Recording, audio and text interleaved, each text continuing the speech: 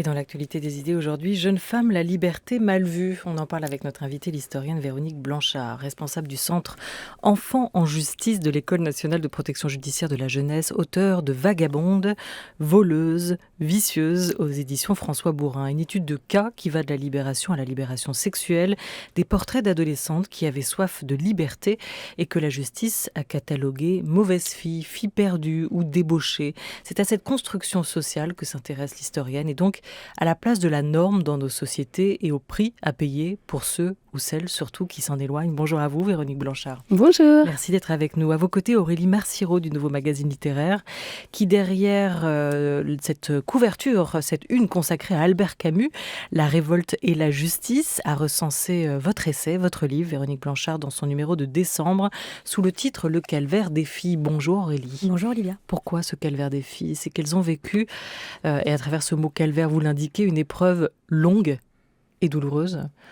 Oui, moi j'ai lu le livre de Véronique Blanchard. J'avais lu son précédent livre qui s'appelait Mauvaise fille et qui expliquait donc c'est la situation de ces jeunes filles, mais à partir du milieu du 19e siècle jusqu'à nos jours. Et c'est vrai que j'ai trouvé que ce livre, avec ces témoignages, ça donnait vraiment une voix, des silhouettes, des histoires, et que c'était très touchant. Et je me suis dit, ces jeunes filles, ce sont nos grand-mères aussi. Et elles ont apporté quelque chose à 68. C'était des premières féministes. Et c'est vrai que ça m'a intéressée. C'est pour ça qu'on a décidé de faire un récit autour de ces filles, et effectivement du calvaire, avec cette justice très genrée qui les a traitées quand même, il faut le dire, très mal, et dont elles ont beaucoup de mal à parler encore aujourd'hui. Voilà, comme vous le rappelez, ça fait quelques années que vous fréquentez ces jeunes filles, vous, Véronique Blanchard, depuis Mauvaise fille, notamment avec David Niget et bien avant. Ce livre paru en 2016, pourquoi cette balade dans les archives ? Comment avez-vous entamé cette enquête ? Ah oui, c'est une longue histoire. C'est une longue histoire pour moi aussi. C'est une recherche que j'ai entamée il y a presque 10 ans maintenant. C'est en fait Vagabonde, voleuse, vicieuse, le résultat de ma thèse de doctorat en histoire. Pourquoi on plonge dans les archives ? Pourquoi on choisit des archives ? Comment on en arrive à rencontrer ces jeunes filles présentées devant le juge des enfants ? C'est à la fois une histoire personnelle, je pense, de réflexion d'une éducatrice qui débute son travail dans les années 90 et qui va se rendre compte, donc je me rends compte en étant éducatrice au sein du ministère de la Justice, que le traitement des filles n'est peut-être pas exactement équivalent au traitement des garçons. Et je m'interroge sur cette différence à la fois de l'application de la loi et du traitement qu'on propose ensuite aux jeunes filles.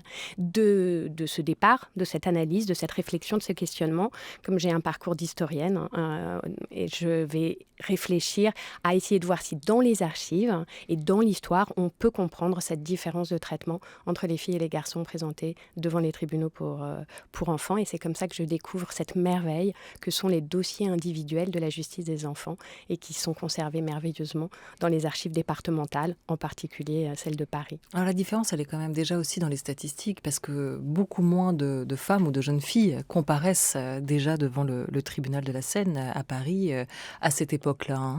Oui, alors il y a un différentiel très important. Il est réel depuis le 19e siècle, surtout si on s'attache à ne regarder que les affaires pénales. Donc si vous êtes du côté des délits, la voleuse, la bagarreuse, vous avez un différentiel extrême, puisque vous êtes à peu près à 10-15% de filles, maximum 18%, et pour tout le reste, c'est des garçons. En revanche, si vous regardez un peu plus précisément, et c'est ce que j'ai tenté de faire ici, vous vous rendez compte qu'il y a près de 30-35% de filles, pour le reste de garçons, qui sont présentés devant les tribunaux pour enfants, mais on n'est pas seulement dans des affaires pénales, effectivement. On est beaucoup plus dans des affaires civiles, dites de protection, mais de contrôle, en fait, très fort des corps de ces jeunes filles. Donc, elles ne sont pas au tribunal pour enfants pour ce qu'elles ont fait, mais parce qu'elles agissent de manière qui ne convient pas aux normes qu'on leur impose à l'époque. Alors, quelle est la norme, justement ? C'est ça qui est intéressant dans cette période que vous indiquez et qu'évoquait Aurélie Marciro, ces années 50, 60, après la Libération. Qu'est-ce qu'on attend d'une jeune fille après-guerre ? Quel est le bon comportement à avoir, la norme ? Et ça ressemble finalement beaucoup à ce qu'on attend d'une bonne jeune fille au 19e siècle ou au début du 20e siècle. C'est ça qui est parfois très étonnant et très marquant. On attend d'elle qu'elle soit docile, on attend d'elle qu'elle soit plus à l'intérieur qu'à l'extérieur, on attend d'elle qu'elle ne fréquente pas les garçons, on attend d'elle bien sûr qu'elle n'ait aucune relation sexuelle avant le mariage, on attend d'elle qu'elle se prépare à être une bonne épouse, puis une bonne mère, on attend d'elle qu'elle soit obéissante, on attend d'elle qu'elle soit intelligente, mais pas trop. Voilà tout ce qu'on attend de ces jeunes filles dans la France des années 50. C'est-à-dire une France en reconstruction et une France encore marquée aussi par l'ordre hérité de Vichy, Aurélie Marciro. Vous écrivez que ces années 50-60 sont la période de tous les dangers, alors que paradoxalement, c'est le moment où la justice commence à s'intéresser aux mineurs et à un traitement particulier des mineurs. Oui, c'est pour ça aussi que je me suis penchée sur ce moment 1945, parce que c'est un moment très paradoxal, d'une certaine manière, comme vous venez de le dire. À la fois, on met en place une justice dite éducative, restaurative, à l'écoute des enfants, qui se veut plus protectrice que répressive. Et dans le même temps, on hérite de tout ce qui s'est passé pendant la guerre et avant la guerre. Et donc, on a une justice qui resterait paternaliste, extrêmement méfiante des filles, des femmes, du corps des filles et des femmes, de leur sexualité. Et vous montrez bien la confusion parfois ou souvent entre justice et respect des règles et morale, parce que ces juges vont intervenir presque directement dans l'éducation de ces jeunes filles. Vous dites une justice très paternaliste. Il faut rappeler que cette ordonnance de 1945 portant sur les adolescents voit aussi la naissance du juge pour enfants qu'on connaît encore aujourd'hui. Les bases sont jetées là. Au début, c'était une envie de les protéger. Exactement. Alors c'est très très important de le rappeler. Avant 1945, il n'y a pas de juge des enfants en France, donc c'est vraiment une invention et une figure très importante de la justice des enfants et qui est bien sûr toujours d'actualité. Mais ce juge des enfants est un homme, ce qui n'est plus le cas aujourd'hui. On a majoritairement des femmes au poste de magistrat de la jeunesse aujourd'hui. Donc à l'époque, ce sont des hommes et ils sont marqués très fortement par l'image qu'ils ont des femmes et de la place des femmes dans la société. Et ça se voit au quotidien dans leur cabinet et ça se voit quand on lit les archives à leur annotation et à leurs décisions surtout, bien sûr. Alors d'où viennent ces jeunes filles que vous avez étudiées, que ce soit géographiquement, bien que ce soit le tribunal pour enfants de la Seine, et de quel milieu social ? Le milieu social, il est extrêmement important et j'essaye de le situer dès le départ de mon travail. On est dans les classes populaires, dans les classes populaires et souvent dans des classes populaires pauvres de Paris et de sa petite ou grande couronne.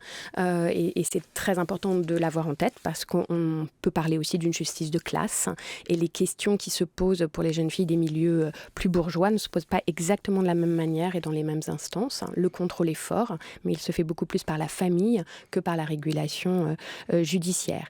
Elles viennent d'où, les jeunes filles ? Bon, ça, c'est une de mes grandes surprises. Elles viennent bien sûr de Paris, elles viennent de la région parisienne, mais elles viennent de partout en France parce que c'est des filles qui sont, même si on leur interdit, extrêmement mobiles et certaines sont capables de traverser la France de Marseille à Paris en passant par la Normandie ou la Bretagne. J'ai tenté de faire des parcours comme ça, des trajectoires de jeunes filles dans ces années 1950 en France. C'est absolument incroyable. L'autostop étant à l'époque un très bon moyen de locomotion.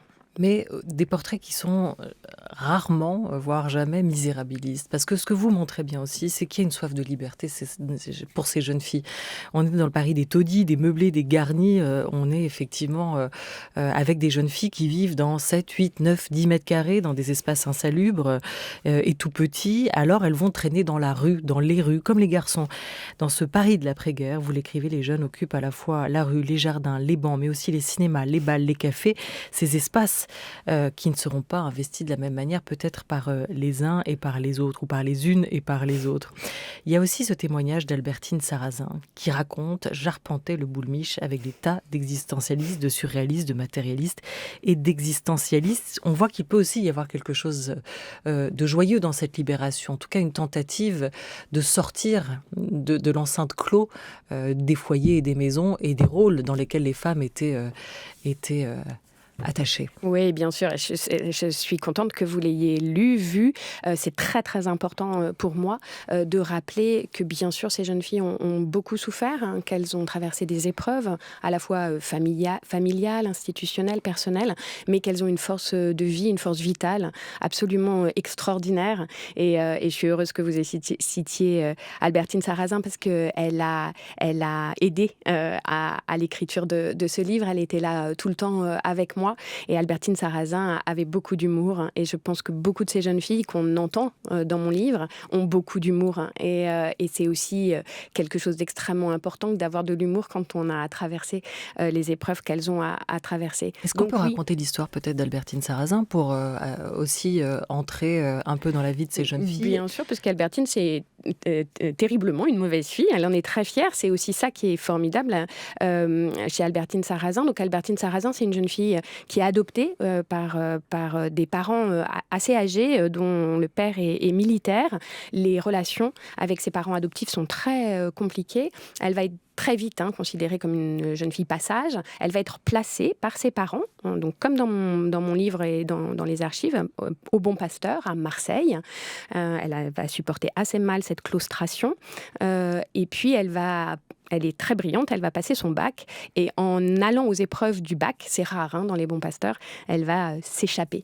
Et elle va traverser la France pour se retrouver à Paris, où elle va faire les 400 coups. Elle va retrouver une de ses amoureuses du Bon Pasteur à Paris. Elles vont manquer un hold-up qui va l'envoyer pour la première fois en prison. Et ensuite, le long moments des prisons et de l'incarcération vont être importants pour Albertine. Pendant tout ce temps de la prison, je vais vite parce que la vie d'Albertine est très courte et à la fois très dense. Pendant tout ce temps où elle est incarcérée, elle va écrire, beaucoup écrire.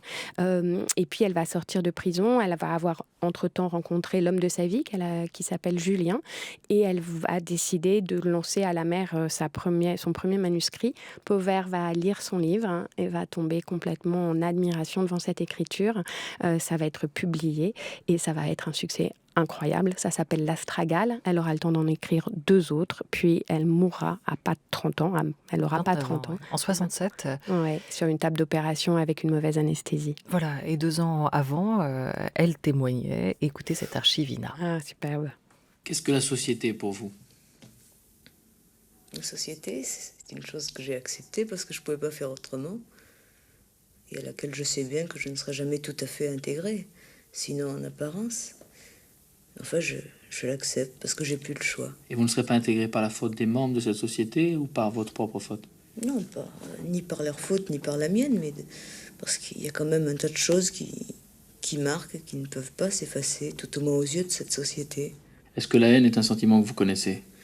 Oui, je le connais, mais je ne l'éprouve plus. La haine, d'abord, est stérile et secondaire est fatigante. Je ne veux plus me fatiguer avec des sentiments extrêmes. Je n'ai pas en moi de haine, je n'ai pas de passion. Voilà, je n'ai pas de haine, je n'ai pas de passion. Ces mots sont extrêmement forts à l'égard aussi de cette société qui ne l'a jamais vraiment intégrée. Elle est interrogée là par Jean-Pierre Elkabbach en 1965 pour la radio publique. Albertine Sarrazin qui va témoigner dans ses livres de sa vie de prostituée et aussi de ses années de prison, notamment, vous citiez l'Astragale, mais on peut parler aussi de la Cavale. Elle était quoi, elle ? Une vagabonde, une voleuse ou une vicieuse, pour reprendre le titre de votre ouvrage ? Un peu tout, c'est ça qui est formidable avec Albertine. Elle est une fugueuse, bien sûr, elle a beaucoup erré, je mets des guillemets, traîné, je mets aussi des guillemets dans les rues de Paris, par exemple. Elle a volé pour vivre, pour survivre. Elle s'est prostituée, elle l'a raconté. C'est aussi une jeune fille qui a revendiqué d'avoir des aventures lesbiennes. Elle a rencontré une pensionnaire au Bon Pasteur dont elle est tombée très amoureuse et il y a des très belles lignes sur cet amour lesbien. Enfin bref, elle est à la fois vagabonde, voleuse, vicieuse. Voilà, elle cumulait effectivement aux yeux de la justice, en tout cas, un certain nombre de tares. Visiblement, Aurélie Marcero, la plupart des cas évoqués sont des fugueuses. Pourquoi ? Quelle crainte a-t-on de les voir sortir et partir ? C'est la figure qui prédomine dans votre livre, plus que les violentes ou les voleuses. Et on sent derrière cette peur qu'elles deviennent prostituées. Mais d'où vient fait, cette peur de la sexualité des jeunes filles. Pourquoi a-t-on si peur qu'une fille dans la rue, forcément, devienne une mauvaise fille? Alors pourquoi c'est vraiment la question de l'idée qu'une jeune fille qui serait dehors, qui fréquenterait des hommes, tomberait forcément dans la déchéance et dans la dépravation, et que forcément un garçon qui est dehors risque de devenir un voleur, une fille qui est dehors risque de devenir une prostituée, parce que c'est un moyen, guillemets, facile pour gagner de l'argent. Et puis, elles ne savent pas résister. Elles ne peuvent pas résister. Vous entendez bien le ton ironique de ma voix, bien sûr. Donc, on a quelque chose de l'ordre d'une obsession qui date d'avant les années 50. Bien sûr, c'est quelque chose qui existe très fort au 19e siècle. La prostitution juvénile en particulier. On a très peur aussi, à l'époque, au 19e siècle, de la syphilis. Et c'est quelque chose qu'on a toujours en tête dans les années 50. Une jeune fille dehors, une jeune fille qui est libre de ses mouvements, risque très certainement de tomber et d'être tentée par la prostitution. Alors après, la prostitution, ça a un sens très large à l'époque. Aller au cinéma et se faire payer une place de cinéma, se faire offrir le restaurant, ça peut presque être considéré par les experts de la justice des enfants comme une forme de prostitution. Vous avez travaillé aussi sur le vocabulaire, évidemment, en vous baladant dans ces archives, Véronique Blanchard, et on voit bien la différence. Sortir, rencontrer des amis, flirter, écouter de la musique, danser, boire un verre, écrivez-vous, deviennent au féminin traîner, avoir de mauvaises fréquentations, perdre sa virginité, déhancher frénétiquement, s'enivrer. On imagine un peu la perception différente qu'il peut y avoir à l'époque. Quelles sont, au point de vue judiciaire, les manifestations de ce sexisme judiciaire, de cette justice genrée, comme vous l'appelez? À préciser juste, et vous le rappelez, que la plupart du temps, les enquêtes sont réalisées par des assistantes sociales femmes, et les juges sont des hommes, ou les hommes sont des juges d'ailleurs. C'est eux qui tranchent au final l'affaire. Oui, tout à fait. Alors, ce qui est très très impressionnant dans la différence d'application de la loi, elle est la même pour toutes et tous. Elle devrait donc s'appliquer de la même façon. Et ce dont on se rend compte, c'est que les raisons pour lesquelles une jeune fille se retrouve au tribunal ne sont pas les mêmes raisons que pour les garçons. Et ensuite, les interventions ne sont pas les mêmes. Et une des grandes différences, c'est qu'on va beaucoup plus placer les jeunes filles que les jeunes garçons pour des motifs à peu près équivalents, ou des gravités de faits à peu près équivalents. Et on va placer les jeunes filles absolument pas dans les mêmes endroits que les garçons, puisque les jeunes filles vont être placées dans des congrégations religieuses. On est après les années 50 ans, d'accord ? Bien après la loi sur la séparation de l'Église et de l'État. Pourtant, l'État, les juges des enfants vont confier des jeunes filles à des congrégations religieuses, en particulier la congrégation du Bon Pasteur, qui est installée en France depuis 1840. Et ça, c'est une énorme différence, puisque du côté des garçons, on n'a pas de congrégation qui s'occupe des mauvais garçons. Voilà, et ça, voilà, une des très très grandes différences. Voilà, d'où la déviance et l'idée de les remettre dans le droit chemin. Et ça rassure les familles, en fait. Oui, tout à fait. Et c'est très important de voir à quel point parfois les familles sont demandeuses. C'est-à-dire qu'on a une loi en France qui existe jusqu'en 1958, qui s'appelle la correction paternelle, et qui permet à un père de famille de demander le placement de son enfant, sa fille ou son garçon, par la justice des enfants. Et c'est quelque chose qui va être très massivement utilisé pour les jeunes filles. Donc des pères, des mères vont demander la correction paternelle parce qu'ils ne supportent pas que leur jeune fille soit à l'extérieur. Par exemple, une jeune fille a un fiancé, elle veut se marier, on considère que ce n'est pas un bon parti, on va voir le juge des enfants et on demande une correction paternelle. Comment vous qualifieriez ces institutions de Bon Pasteur ? Est-ce qu'il y avait quand même une dimension éducative ? Est-ce qu'on n'était que dans l'enfermement ? Elles ont beaucoup de mal encore à en parler, les jeunes filles qui sont passées par le Bon Pasteur, souvent. Oui, alors c'est une à la fois très bonne question et une question compliquée. Oui, ce sont des institutions qui se disent éducatives, surtout après 1945. Petit à petit, les religieuses vont se former pour devenir éducatrices, mais elles ne le sont pas au départ. En même temps, c'est des lieux de la claustration, c'est des monastères avec des doubles clôtures. On est vraiment dans quelque chose du grand enfermement. Et je pense, même si je n'ai pas eu accès à toutes les archives, qu'on peut estimer que ce sont des institutions extrêmement répressives où beaucoup de jeunes filles ont souffert. Certaines le racontent et le racontent avec des mots très forts pour dire à quel point ces lieux ont gâché leur adolescence et parfois même ont eu beaucoup d'impact et de conséquences dans leur vie de femme ensuite. L'étude des dossiers à laquelle vous avez procédé, Véronique Blanchard, montre aussi des cellules familiales quand même largement éclatées, des pères absents, des mères au travail, l'inceste extrêmement présent aussi pour beaucoup de ces jeunes filles. Oui, oui, tout à fait. Alors, ce qui est très marquant, c'est bien sûr la question du fait qu'on est juste après la guerre et que la mort rôde dans toutes ces familles. Et on le note, les assistantes sociales l'écrivent, et pourtant rien n'est fait pour travailler autour du trauma que ça peut impliquer d'avoir des frères et sœurs qui sont morts, une mère, un père. Il y a beaucoup d'orphelines dans mon corpus. Donc voilà, il y a quelque chose comme une dissociation entre le vécu traumatique de ces jeunes filles et la façon ensuite dont on va les accompagner pour vivre ce trauma. Deuxième chose, la question des violences sexuelles et des violences sexuelles intrafamiliales. J'ai été extrêmement marquée par les nombreux témoignages de ces jeunes filles. Il faut que vous imaginiez ce que ça veut dire quand même, en 1950, d'aller dans un commissariat. On dit aujourd'hui à quel point c'est difficile, alors essayons de nous projeter dans ce que c'était en 1950, de raconter avec des mots que parfois on n'a même pas, parce qu'on ne connaît pas les mots. Et pourtant, elles racontent, elles disent, elles le répètent devant le juge des enfants. Et rien n'est fait. Elles ne sont pas entendues. Et parfois même, elles sont considérées comme coupables de ce qu'elles ont vécu. Beaucoup raconté, vous prenez notamment le cas des fugueuses, sur 70 dossiers, une petite vingtaine d'entre elles, ça n'avait duré que quelques heures, un tiers parmi elles sont en errance réelle, on est là face à des enfants qui sont maltraités et violentés, et puis pour d'autres, ça a duré un peu plus longtemps, une semaine ou deux, mais ce qui est assez marquant, c'est qu'à chaque fois, la réaction de la justice est un peu la même, très peu s'intéresser aux causes, ou du vice, ou du vagabondage, ou du vol, enfin en tout cas des raisons de ces comportements de ces jeunes filles, mais plutôt se mettre dans une position à la fois une position de pathologisation des comportements, mais aussi de protection derrière un soi-disant suivi au pénal de ce qu'elles vivent. Vicieuse, débauchée, perverse, tout ça, c'est des qualifications juridiques à l'époque ou pas? Non. Civil ou pénal? Non, pas du tout. C'est aussi ça c'est des mots est qui sont très employés. étonnant, mais c'est les mots qui sont employés. Donc on va ensuite les faire rentrer dans des qualifications juridiques, donc vagabondage, correction paternelle, pénale.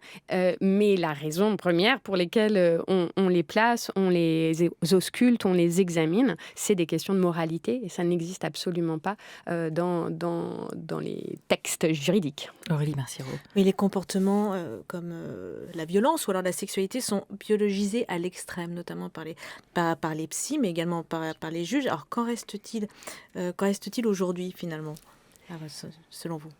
Quelle évolution? Comment aujourd'hui? Alors, moi, je pense que, bien sûr, beaucoup de choses ont changé, évolué.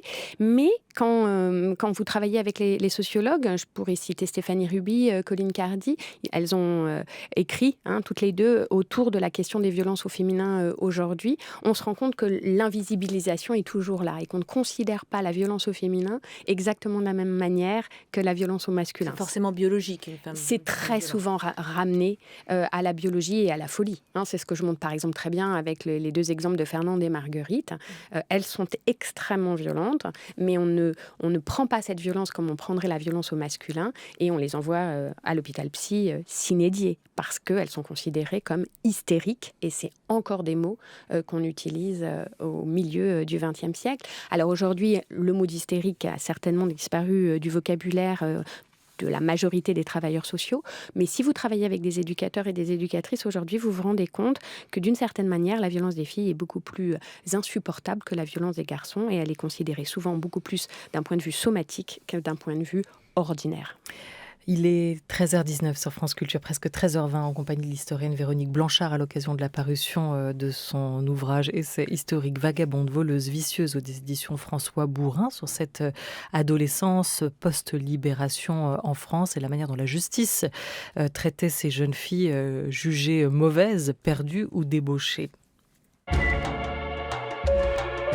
France Culture, la grande table, Olivia Gesbert.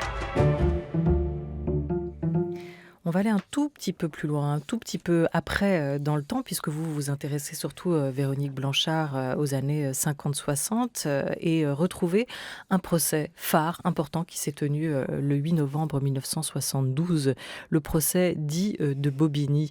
Actuellement, une pièce au théâtre réalisée et mise en scène par Émilie Rousset et Maya Bocquet s'applique à retranscrire et à redonner la portée de cet événement historique. On se souvient des plaidoyers de la célèbre avocate Gisèle Halimi à ce moment-là.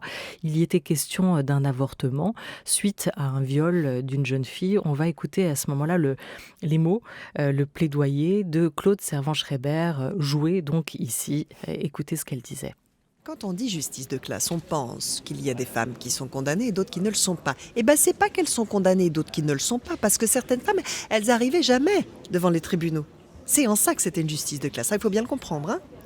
Il faut comprendre la nuance. C'est-à-dire qu'il y a des femmes qui faisaient en sorte que, parce qu'elles s'adressaient à des médecins, dans des filières, où personne n'allait mettre son nez, il n'y avait pas de dénonciation, où elles partaient à l'étranger, donc l'État français n'avait rien à en savoir. Bon, ces femmes-là n'étaient pas inquiétées. Je ne connais pas de cas d'une bourgeoise qui a été dénoncée et où l'affaire a été classée parce qu'elle était bourgeoise, parce qu'elle avait des relations, parce que, etc. En tout cas, la justice de classe, c'était ça. Seules étaient poursuivies les femmes au plus bas de l'échelle. Voilà, parce qu'on a parlé, Véronique Blanchard, de justice genrée, mais on pourrait aussi parler d'une justice de classe très ouvertement à travers les dossiers que vous avez pu analyser. Là, on est après 68, qui est censé être un marqueur aussi dans la libération et de la parole et du corps des femmes. On l'entend à travers la reconstitution de ce procès de Bobigny. Tout n'a pas encore changé. Après 68, non, tout n'a pas changé, loin de là. 68 est un marqueur qui n'est pas très efficace en matière d'évolution du regard posé sur la femme et sur son corps.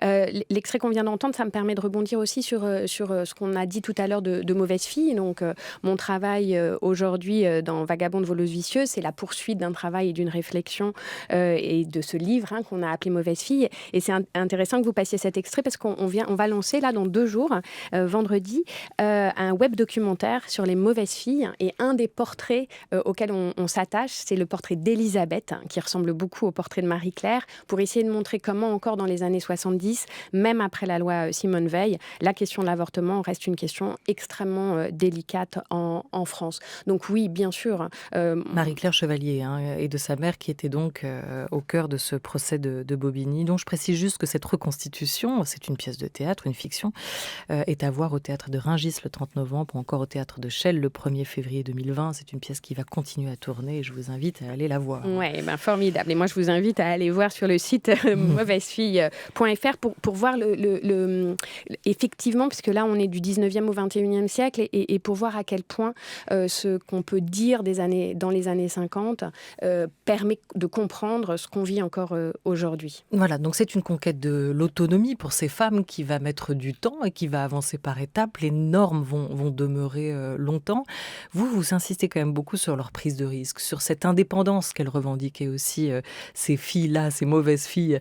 Elles étaient loin d'être toutes victimes, on le disait, c'était peut-être aussi des précurseuses en la matière. Et elles ont ouvert quand même la voie, vraiment, franchement, aux féministes des années 68 et post-68, de cette génération MLF. Oui, j'aime à le croire, vraiment. On a beaucoup travaillé sur cette question-là aussi avec David Niger. Et on trouve dans nos archives des vraies figures de féministes, même si elles ne se définissent pas comme des féministes. Je pense qu'Albertine Sarrazin aurait volontiers dit, et elle a peut-être dit qu'elle était féministe.